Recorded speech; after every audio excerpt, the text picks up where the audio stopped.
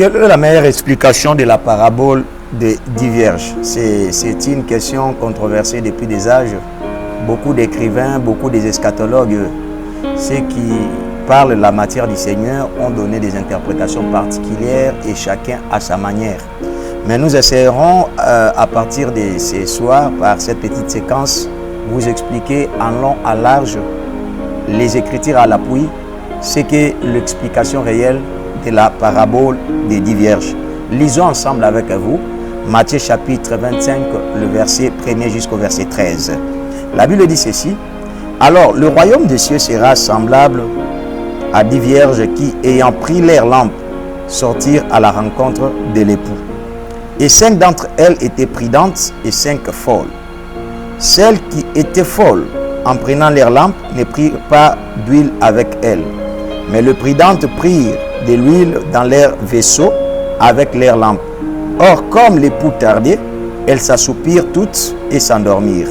Mais au milieu de la nuit, il se fit un cri: voici l'époux, sortez à sa rencontre. Alors toutes ces vierges se levèrent et apportèrent leurs lampes. Et les folles dirent aux prudentes: et vous entendrez parler? Les folles dirent aux prudentes: donnez-nous de votre huile. Et les prudentes leur dirent: il n'y en a pas assez pour vous et pour nous. Allez-y vers les vendeurs, vous, pour pouvoir vous en procurer. Et quand elles revinrent, elles frappèrent la porte. Et voici, on leur dit: je ne vous ai point connu. Donc ici, nous connaissons tous ces textes et nous allons essayer un peu de les tailler, phrase par phrase, mot par mot, pour comprendre ce que le Seigneur a voulu dire ici. Car nous savons tous la suite de ce qui va arriver. La parole de Dieu cache beaucoup de mystères dont le sage seul peut tirer des bonnes leçons. Sur la parabole des 10 vierges. La première des choses, on parle de 10 femmes, 10 vierges, 10 fiancées. Et on dit: ainsi sera pareil le royaume des cieux. Donc par là, vous allez comprendre que, en parlant du royaume des cieux, la première des choses, ne retenons pas la nourriture, ne retenons pas la joie, l'ambiance telle que cela se passe dans le monde, mais il s'agit d'une histoire d'amour. L'amour selon lequel il s'agit de l'amour de Hamashi avec son église. Donc c'est ça le royaume. Donc toute personne qui aspire au royaume doit savoir qu'il s'agit là d'une histoire d'amour, de l'amour conjugal, de l'amour fait de promesses entre un fiancé et sa fiancée. Alors, on dit que il y a 10 vierges ici à qui l'on remet chacune une lampe. Chacune d'elles avait des lampes. Mais la différence entre les 10 vierges est que 5 étaient appelées prudentes d'après la version que nous venons de lire avec vous. Dans la version Louis II, on dit elles étaient folles. Et 5 étaient sages, on les appelle encore prudents. Et nous allons voir avec vous pourquoi la Bible appelle les 5 folles, les 5 autres sages ou prudentes. Et pourquoi cet époux devait se choisir juste 10 épouses. Est-ce le message de la polygamie dont il nous prêche là-bas? Tel que les autres font apologie de la polygamie profitant de ces versets. J'irai avec vous rapidement pourquoi par hasard cet homme s'est choisi 10 épouses. Le chiffre 10, c'est le chiffre des commandements. Voilà pourquoi dans le livre de Jean, chapitre 14, verset 15, Hamashi a dit: si vous m'aimez, gardez mes commandements. C'est-à-dire que celles qui peuvent prétendre faire partie de l'épouse ne peuvent être que ceux qui gardent les commandements du Seigneur, ceux qui gardent sa parole. Voilà pourquoi quand vous voyez le chiffre 10, n'allez pas vous faire des intentions à dire qu'on est en train de faire l'apologie de la polygamie là-bas. Non. On ne parle que de personnes qui gardent les commandements du Seigneur. Donc si tu ne gardes pas ces commandements, tu ne peux pas dire faire partie de l'épouse. Mais malencontreusement, nous sommes en dessous de sa grâce. Il a donné à son Église 5 dons du ministère. Donc les 5 dons sont le vrai preuve, le véritable preuve de sa grâce au travers de l'humanité. Mais nous voyons que malgré que toutes les épouses aient reçu la grâce, le chiffre est 5, mais nous avons celles qui sont folles et celles qui sont sages. C'est quoi la sagesse selon Elohim? Je vais appeler un témoin. Là, je suis dans Ecclésiaste chapitre 8, verset 1er. La Bible dit le sage, c'est celui qui connaît le temps et les jugements. Voilà pourquoi dans Jérémie chapitre 8, verset 7 à 8, la Bible dit que même la cigogne connaît son temps. Mais mon peuple ne connaît pas son temps, mon peuple ignore tout. Elohim fait la comparaison entre la cigogne, qui est un oiseau, et son peuple qui est Israël, qui n'a pas su avoir le temps de sa visitation. Voilà pourquoi il a appelé Israël ici un peuple insensé, un peuple fou, parce qu'ils n'ont pas reconnu le temps de la visitation en rejetant le Messie que le Seigneur les a envoyés. Donc par ici, vous allez comprendre que le sage selon Elohim, c'est celui qui connaît le temps et le jugement, parce que derrière chaque temps, il y a un jugement. Si Elohim va juger une génération, il juge toujours cette génération par rapport au temps qu'il les a accordé, par rapport au moment où il a profité pour pouvoir les visiter et qu'ils n'ont pas su la capter, ils n'ont pas su capitaliser cela, c'est alors que vient le jugement. Donc partout où il y a un temps, il y a toujours le jugement. Et celui qui sait discerner son temps, il sait discerner le jugement qui est caché à ce temps-là, il s'appelle sage selon Elohim. Mais tandis que les 5 autres sont folles, pour dire quoi? Malgré qu'on est tous bénéficiaires de la grâce, mais il y en a d'autres qui ne vont pas capitaliser le fait qu'ils aient reçu la grâce du Seigneur, mais ils vont la fouler aux pieds. Voilà pourquoi ils sont appelés ici des folles. Ils ont reçu la grâce, mais ils n'ont pas su capitaliser la grâce. Et ce sont eux qui sont le fou, selon la parole du Seigneur. Ils ne connaissent pas le temps de la visitation. Mais quand la Bible dit qu'elles sont vierges, attention ici, au temps de la Bible, on appelait vierge toute femme qui n'est pas mariée. D'abord, la première des choses là, c'est d'après la culture juive, le judaïsme. Une fille vierge est celle qui n'est pas encore mariée. Mais la deuxième des choses, quand on parlait à cette virginité, on tenait aussi compte du fait de son innocence. Pourquoi cela? Parce que aussi, dans la loi juive, une femme ne peut pas être déflorée sous le toit parental. Et on ne peut pas la dévierger dans la maison de ses parents. Voilà pourquoi, quand déjà elle est chez ses parents, d'office on l'appelle vierge parce qu'on sait qu'elle n'avait pas encore été prise par un homme. Dès qu'un homme la prendra, elle quitte d'office la maison des parents et elle ne pourra plus être appelée vierge. C'est pourquoi vous voyez qu'au temps de la loi, dès qu'une fille a été déshonorée dans la maison de ses parents, on devait la lapider et elle et les violèrent. C'était à cause de cela. Mais ici, par rapport au langage spirituel, la virginité dont la Bible parle ici, c'est le fait qu'elles sont bénéficiaires de l'œuvre de la rédemption. Le sang avait été donné pour caution et ainsi leurs péchés ont été sanctifiés. Elles ont été lavées par l'eau de la parole du Seigneur et elles sont déclarées vierges d'après Elohim. Ça, ce n'est pas moi qui l'ai dit, mais c'est bien sûr la parole du Seigneur qui l'ai dit. Là, vous pouvez le vérifier. Dans Éphésiens chapitre 5, vous connaissez d'ailleurs ces versets-là, le verset 25 au verset 27, la Bible dit que Yehoshua nous a pris comme sa fiancée. Il nous a lavé par l'eau de la parole. Il nous a purifiés pour présenter devant lui une épouse pure, sans tache et sans souillure. Ainsi, quel que soit le nombre de péchés qu'on pourrait avoir commis, mais quand déjà nous sommes lavés par l'eau de la parole du Seigneur, quand on l'a reçu, nous devenons des vierges. Voilà pourquoi et les sages et les folles sont appelées vierges. Pourquoi? Parce qu'elles sont bénéficiaires de l'œuvre de la rédemption du mal posé à la croix de Golgotha. Vous pouvez encore ajouter un autre verset pour cela. C'est 2 Corinthiens chapitre 11 verset 2 où l'apôtre Paul dit que je suis jaloux de vous parce que je vous ai fiancé à un seul époux pour vous les présenter devant lui ces jours-là. Donc nous sommes vierges Pourquoi? Parce que l'œuvre de la rédemption nous a nettoyés, l'œuvre de la rédemption nous a purifiés et lavés, et ainsi nous sommes parés comme une épouse vierge devant Yehoshua HaMashiach. Mais quelle a été maintenant l'erreur des sages, des folles, et quelle a été la prudence des sages? La prudence des sages, c'est le fait que le mari les ait remis le lampe. Elles toutes étaient bénéficiaires des lampes, mais tandis que les sages ont été prudentes de prendre aussi l'huile. Et j'aime la version que j'ai lue ici avec vous au commencement. La Bible dit, elles les ont mis dans des vases.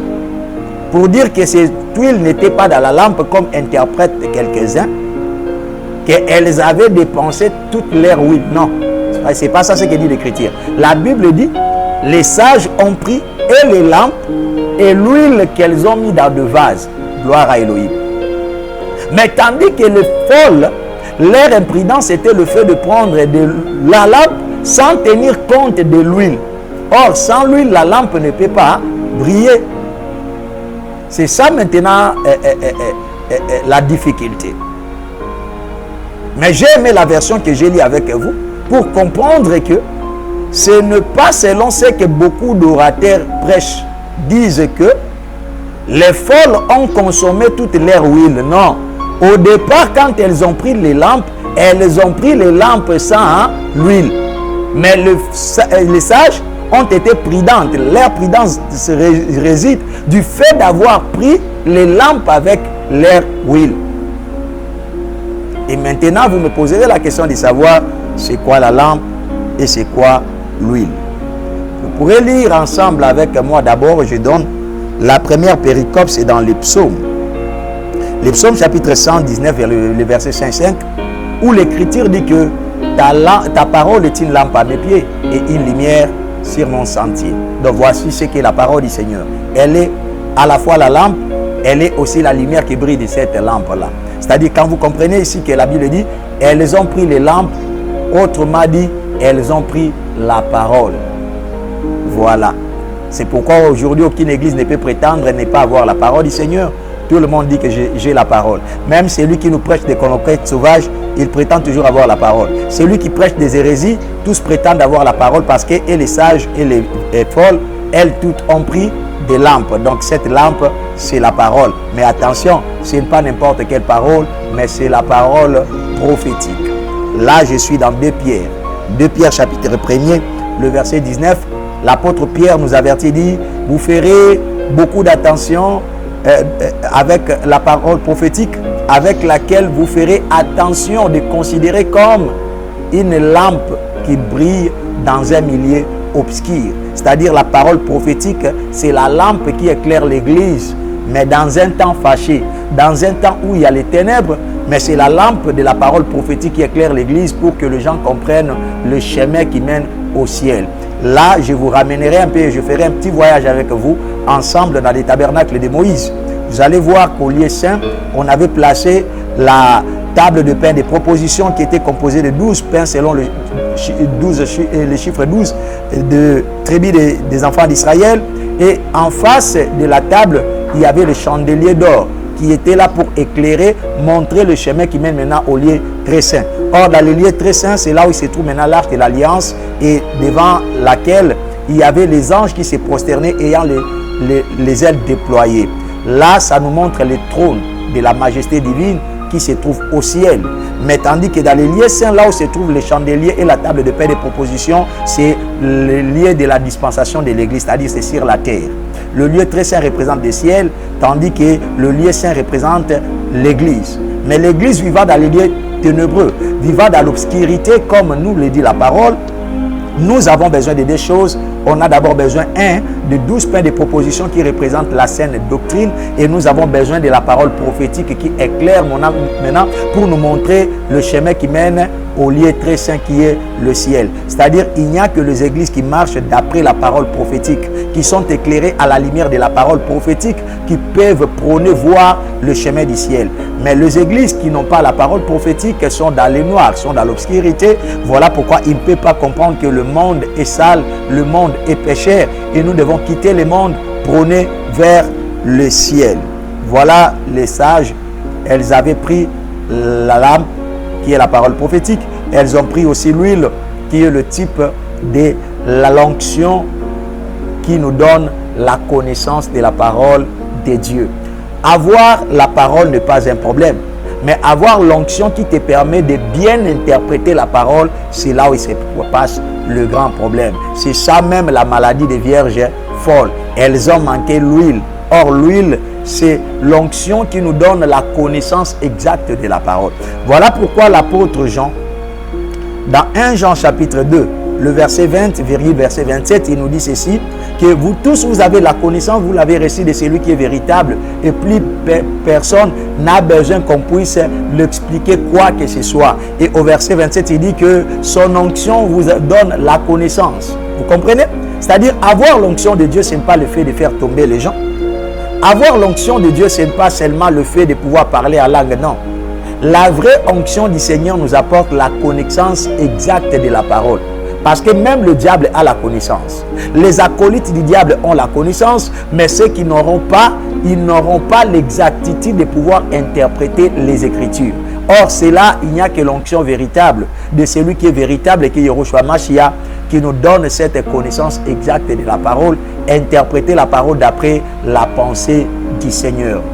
C'est pourquoi moi j'aime que quelqu'un, quand il veut me dire qu'il a la connaissance de Dieu, lorsqu'il veut me dire qu'il a l'onction, l'onction ne peut pas nous amener à interpréter la parole avec des à côté. Mais l'onction nous aide à pouvoir interpréter la parole telle qu'elle est dans sa véracité. Voilà pourquoi vous allez voir que les vierges folles, elles avaient la parole, mais elles n'avaient pas la connaissance pour interpréter le temps. C'est pourquoi même, elles n'ont pas su comprendre quand. Mais celui qui a la parole et qui a aussi la révélation du temps, celui-là ne sera pas à côté. Il est comme un descendant de fils d'Issachar à qui Elohim avait accordé la révélation du temps. C'est pourquoi je poserai la question, avons-nous la révélation de ces temps-ci? Et remarquez, la Bible dit, le fait de la pérennité du temps, c'est-à-dire le fait que le temps est devenu pérenne, le temps s'est prolongé, et les vierges folles, et les vierges sages se sont tous assoupies. Elles se sont endormies. La seule chose qui viendra réveiller toutes ces épouses, c'est la voix qui criera pendant la nuit, voici l'époux, allez à sa rencontre. Mais moi, la question que je me pose, la personne qui a réveillé les épouses, lui-même n'a-t-il pas sommeil?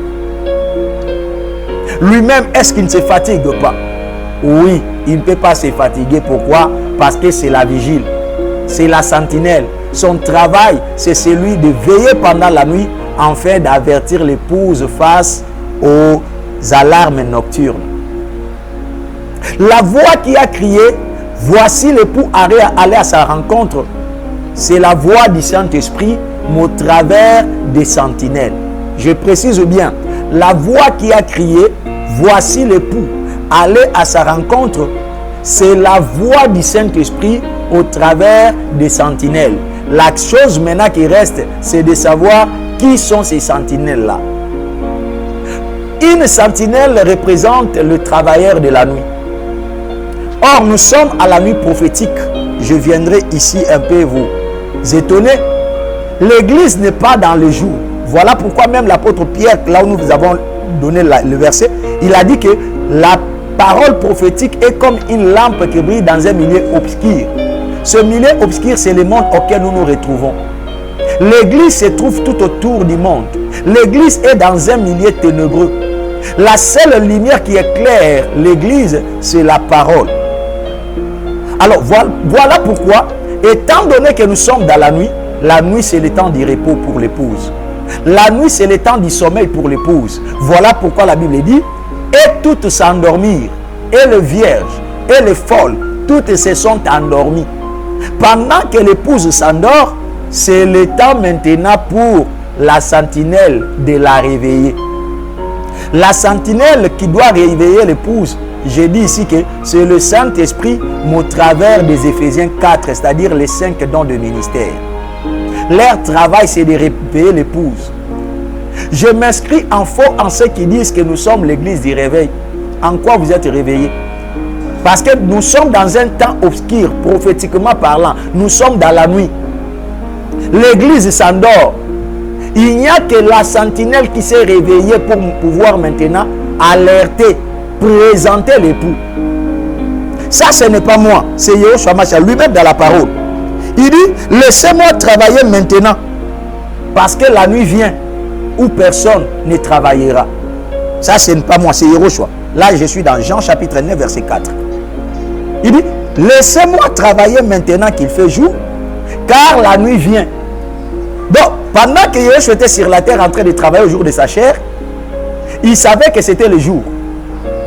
Mais il faudrait que la croix vienne. Sa mort sur la croix viendra introduire la nuit prophétique appelée le temps de la grâce. Donc, le temps de la grâce, c'est le soir. Le temps de la grâce, c'est l'avancée de la nuit. Et le temps de la grâce, c'est aussi le déclin de la nuit. Ce n'est pas moi, c'est toujours les Écritures. Dans Matthieu chapitre 27, verset 45, Yehoshua est en train de parler. Matthieu 27, 45. Vérifiez l'Écriture. Il lui dit, soyez prudents. Parce que vous ne savez pas à quelle heure viendra le voleur. Et ce sera le soir, à l'avancée de la nuit ou à l'aube du matin. Tous les trois temps dont il a parlé là-bas incluent la nuit, incluent le soir. C'est-à-dire, celui qui connaît la parole prophétique, lorsqu'on parle du soir, il sait que c'est la grâce. Quand on parle de l'avancée de la nuit, c'est la grâce. Et quand on parle de l'aube du matin, avant le chant du coq, c'est toujours le temps du soir. Le chant du coq viendra introduire maintenant l'enlèvement. C'est ainsi qu'on peut interpréter la parole prophétique. Ce n'est pas dit tu prends la parole, tu es en train de jouer avec la parole. La parole, c'est une question des hommes qui ont les caleçons.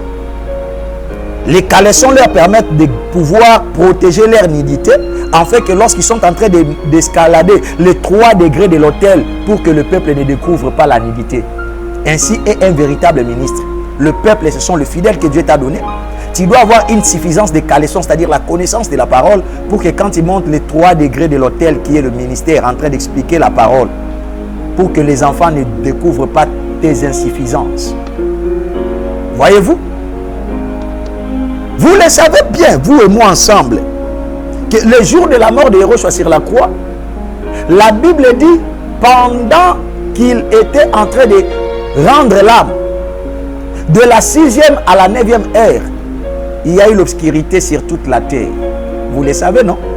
Mais depuis qu'il a fait entrer cette obscurité, jusqu'aujourd'hui, l'église est dans le noir. L'église est dans l'obscurité prophétique. C'est sans l'état du temps du soir. Et remarquez même l'apôtre Paul dans Romains, chapitre 13, verset 14, chapitre 12, verset 13, pardon. Il nous dit que la nuit est avancée. Donc, il a dit le deuxième temps du temps de la grâce. Le temps de la grâce commence par le temps du soir, l'avancée de la nuit et puis l'aube du matin. C'est ça, les 3 temps du soir. Si jusqu'aujourd'hui, Yehoshua n'est pas encore rentré, c'est parce que prophétiquement par là, on n'était pas encore arrivé vers l'aube du matin. Parce qu'il faut que le temps de la grâce fasse son cours normal, que nous atteignions maintenant le 3e temps. C'est au 3e temps qu'il y a maintenant le chant du coq qui vient annoncer la fin de la nuit et l'entrée maintenant du jour. Et la fin de la nuit, c'est la fin du temps de la grâce. Voyez-vous? Et à ce temps nous sommes, c'est le temps de vigile, le temps de sentinelle. Isaïe chapitre 2. On entend des cris à Séhir. Et il faut examiner la sentinelle. Il faut lui poser des questions. Et quelle sera la réponse de la sentinelle? Il dit, la nuit est avancée, les jours approchent aussi. Ça, c'est la mission du ministre de la parole. Un véritable ministre de Dieu, il dit à l'église que la nuit est avancée. C'est-à-dire que le temps ne sont plus à perdre. Et les jours approchent. Les jours, c'est quoi? C'est le temps où Elohim doit tourner maintenant ses regards vers son peuple terrestre qui est Israël. C'est la mission du ministre de Dieu. Un véritable ministre, c'est l'un des vaillants soldats, l'un des 60 vaillants soldats qui sont placés tout autour de la litière de Salomon afin de pouvoir alerter l'épouse face aux alarmes nocturnes. Les 60 vaillants soldats, 66 comme chiffre de la création de l'homme, ce sont des hommes qu'Elohim a équipés de l'épée qui est la parole pour protéger la litière qui est l'épouse. La protéger. Ils ont l'épée de la parole pour la protéger contre les hérésies, contre les faux prédicateurs. Et ils ont l'épée afin de défendre l'épouse. Voyez-vous? Mais remarquez que l'Ecclésiaste dit que ils sont armés dans le but de pouvoir alerter l'épouse qui est l'Église face aux alarmes nocturnes. Pourquoi on parle des alarmes nocturnes? Parce qu'on sait que nous sommes pendant la nuit. Pendant la nuit, il y a des voleurs, il y a des brigands, il y a des assassins, il y a le malfaiteur. Alors, les 60 vaillants soldats, leur travail, ce n'est que de protéger la litière où se tient l'épouse, l'Église, de veiller sur elle par la parole, afin de pouvoir l'alerter de tous les fossoyeurs, des bandits, des brigands, des voleurs de la parole, les faux prédicateurs, les mancunnistes, que sais-je encore, des faux prophètes. Voyez-vous? C'est au travers dès que l'esprit est en train d'alerter l'épouse.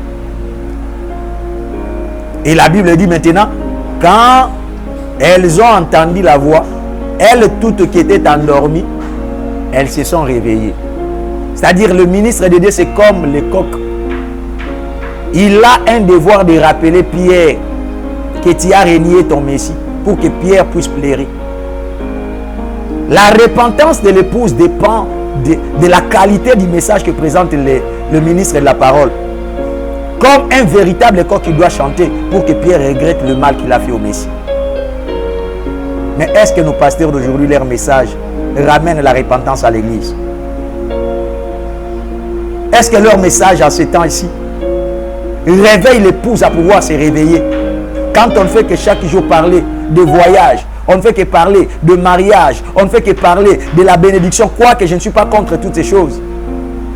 Est-ce que l'épouse se réveillera-t-elle? L'épouse comprendra que la nuit est avancée. Il n'y a plus de temps à perdre. Mais remarquez ici le devoir de la sentinelle. La Bible dit au milieu de la nuit où nous sommes maintenant, la voix a dit, voici l'époux, allez à sa rencontre. Donc la voix n'a dit que des choses. Voici, puis allez. Pour dire un véritable ministre, sa prédication, son message n'a que deux choses à faire. La première des choses, c'est voici. Or, quand on dit voici, c'est que vous voyez la personne. Parce que si vous ne la voyez pas, elle est loin, on dira voilà. Mais quand on dit voici, c'est que la personne est plus près de vous. Vous la voyez, c'est pourquoi vous la présentez. Donc un véritable ministre de la parole, c'est celui d'abord qui a l'architecture du Seigneur. Il le voit comme ça dans les Écritures. Et c'est ainsi qu'il peut le présenter. Parce qu'on ne peut pas présenter quelqu'un qu'on ne connaît pas. Ça ne se passe pas. On ne présente que la personne que l'on connaît. Si Jean-Baptiste a présenté l'agneau, c'est parce qu'il connaissait l'agneau. Il l'a vu. Voilà pourquoi il l'a présenté. Un ministre de Dieu, c'est celui qui présente le Seigneur. Or, pour présenter quelqu'un, il faut mieux la connaître. Donc, si tu ne connais pas le Seigneur, il est impossible que tu lui présentes à l'épouse. Ça, c'est le premier devoir des ministres de la parole. Il présente l'époux. Il présente le Seigneur.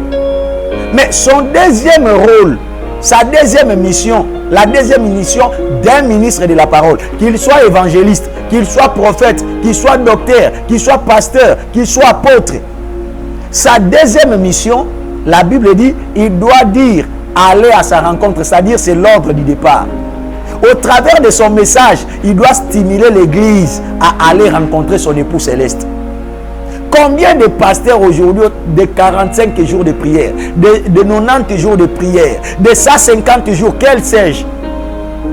Depuis qu'ils ont commencé la prière de Daniel, les 21 jours de Daniel, est-ce que nous sommes à l'époque de Daniel pour faire 21 jours? Quand est-ce que vous allez dire à l'épouse qu'il faut que vous vous prépariez à aller rencontrer le Seigneur? Il faut que notre message stimule le peuple à aimer le ciel, à aimer l'enlèvement. Parce que quand on dit aller, c'est-à-dire nous donnons le devoir de partir, nous donnons l'ordre de départ. Il faut que ton message, ta parole, que tu es en train de prêcher l'épouse, lui stimule à aller rencontrer l'époux céleste. Là, je suis dans le livre des Nombres, chapitre 10. Elohim dit à Moshe, fabrique 2 trompettes d'argent. Et les 2 trompettes d'argent auront 2 devoirs aussi. Le premier devoir, c'est celui du rassemblement. Et le second, c'est celui du départ. L'homme de Dieu n'a que 2 messages. Un message pour rassembler le peuple et un autre message pour laisser que le peuple puisse partir. C'est-à-dire leur donner des messages qui leur permettent à pouvoir se préparer pour quitter le monde, à haïr ce monde et ses œuvres et pour aimer le ciel et notre époux céleste pour la grande rencontre dans le ciel. Et maintenant, voyez-vous, la Bible dit, quand la voix a réveillé l'épouse, les sages ont allumé de leurs lampes parce qu'il y avait de l'huile. Mais les folles ont remarqué qu'elles avaient oublié. Et elles avaient pris des lampes sans huile. Ça, c'est ce que beaucoup d'hommes de Dieu aujourd'hui. Ce sont des lampes sans huile. Il a la Bible avec lui à main, mais il prêche des hérésies. Il a la Bible avec lui à main, mais il donne des à côté. À avoir l'église de Dieu aujourd'hui dans notre pays et partout au monde, il y a à boire et à manger. Tout le monde a la Bible à main, mais il mène le peuple à la dérive. Tout cela pourquoi? Parce qu'ils n'ont pas de l'huile. Le fait du manque de l'huile, qui est la connaissance de la parole, on donne au peuple les colonquettes sauvages. Une nourriture qui donne la mort. Mais remarquez ceux qui étaient prudentes. Ceux qui avaient la connaissance des temps. Cela les a permis à entrer dans les noces avec l'époux. Et la porte fut fermée. Cette porte qui fut fermée, c'est la porte d'Apocalypse chapitre 4 verset 1. Où la Bible dit que, et j'entendis une voix qui dit, viens. Et une porte se fit ouvrir et l'épouse entra. De la même manière que l'épouse est entrée dans cette porte qui dit, viens, ça c'était l'ordre du départ. Cette porte se fermera aussi, la grâce se fermera, se clôturera pour les habitants de la terre. Voilà pourquoi les folles, quand elles sont revenues à la conscience de comprendre qu'elles ont raté l'enlèvement, en cherchant à demander aux sages, et les ont dit qu'il n'y en a pas assez pour nous et pour vous, allez vers les vendeurs. Mais tandis qu'au départ, quand les sages ont pris l'huile, elles ont pris aussi la lampe. Nulle part la Bible dit qu'elles avaient acheté. Elles ont reçu cela gratuitement. Mais après la fermeture de la grâce, quand la porte de la grâce sera fermée, le salut de quiconque sera conditionnel. Voilà pourquoi cette fois-là, on ne va plus prendre gratuitement, mais on doit acheter chez les vendeurs. C'est là où se passe maintenant les problèmes. Donc pour être sauvés, les uns devront donner leur vie comme des martyrs après l'enlèvement. Ils doivent chercher à payer le prix de leur salut. Mais tandis que maintenant là, nous avons reçu le salut gratuitement. Qui peut me dire qu'il a donné quelque chose? Est-ce que ce sont tes offrandes qui t'ont donné le salut? Si tu vois un homme de Dieu qui te dit que Yacob a $100 pour Bikisama, viens donner autant pour être sauvé, dis-lui que vous êtes un fossoyeur, un voleur et un brigand. Aucun montant ne peut sauver quelqu'un. Il n'y a même pas de sacrifice qu'on peut faire. On est allé dans des montagnes prier qu'on soit pour pouvoir se racheter. Le salut nous est donné gratuitement. Nous l'avons reçu gratuitement, sans rien payer. Mais après le temps de la grâce, quand la porte du salut sera fermée, ce n'est pas gratuitement qu'on devra recevoir le tout. On doit aller vers les vendeurs. Or, le vendeur, il n'y a qu'une seule clause entre lui et le vendeur, c'est donner le prix et lui vous offre l'huile. Voilà pourquoi toi qui m'écoutes maintenant, toi qui as suivi ces partages comme moi j'aime le dire, c'est maintenant qu'il faut savoir bien utiliser ce temps de la grâce qui nous est accordé. Parce qu'après ces temps-ci, ce ne sera pas gratuitement qu'on recevra les tout. Et la Bible dit ainsi, la porte fut fermée. Et c'est par cette phrase de la porte fut fermée que moi aussi, je vais peut-être clôturer ces partages. Êtes-vous préparés? Au travers de BIS aujourd'hui, des radios, même par ces moyens de YouTube, toi qui me suis, Elohim a profité de cette occasion, se servant de ma bouche, comme une voix de l'époux qui réveille l'épouse. Nous sommes encore à ce temps où Adam est perdu. Quelle est ta position? Où se trouves-tu? Comment te vois-tu au regard de la parole de Dieu? Tu te ranges comment? Car laisse-moi te dire, il est temps où la véritable épouse doit aller vers les eaux. C'est au temps du soir, le temps où doivent sortir ceux qui vont puiser de l'eau. La véritable femme en ces temps où la parole est rare ne donne pas confiance, ne donne pas son oreille à n'importe qui. Mais elle tend son oreille là où elle entend la voix de l'époux céleste. Laisse qu'Amachia vous bénisse. Prochainement, vous allez me suivre avec mon complice de tout le temps, Cédric Loukoussa, pour l'émission à Bible ouverte. Soyez bénis.